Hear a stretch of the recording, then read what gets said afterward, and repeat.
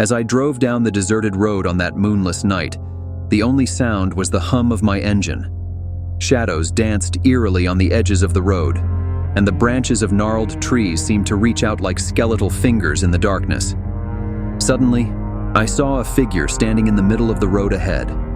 My heart raced as I slammed on the brakes, but it was too late. I felt a sickening thud as my car collided with the figure, sending it tumbling over the hood and onto the ground. Shaken, I stumbled out of the car, my breath catching in my throat. But as I approached the figure lying on the ground, dread crept over me like a shroud. There was no one there, no blood, no sign of impact. Just the empty road stretching out into the night. Shaken to my core, I hurried back to my car and tried to drive away, but the engine wouldn't start. Panic rising, I looked around wildly, and that's when I saw it. A shadowy figure standing at the edge of the woods, its eyes gleaming with an otherworldly light. Terrified, I sat frozen in my car as the figure began to glide towards me, its form twisting and contorting in the darkness.